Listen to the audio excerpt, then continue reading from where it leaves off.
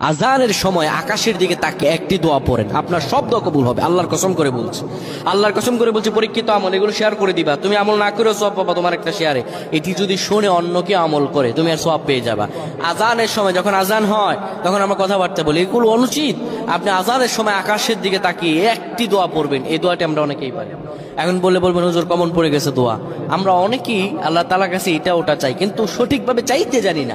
সঠিকভাবে কোনো ব্যক্তি যদি চায় আমার আল্লাহ তাকে দয়া করবেন। আল্লাহ বলেন, বান্দা উদউনি আস্তাজিব লাকুম, আমার কাছে চাও আমি আল্লাহ সব দিয়ে দিব। সুবহানাল্লাহ। যখন আপনার আজান হয়, আজানের সময় আপনি আসমানের দিকে তাকান, তাকিয়ে আপনি বলুন, পড়তে থাকেন, আল্লাহুম্মা আনতা রাব্বি লা ইলাহা ইল্লা আনতা খলাকতানি ওয়া আনা আবদুকা ওয়া আনা আলা হাদিকা ওয়া ওয়া'দিকা মাসতাতা'তু আউযু বিকা মিন শাররি মা সানা'তু আবু'ু লাকা বিনি'মাতিকা আলাইয়া ওয়া আবু'ু বিযানবি ফাগফির।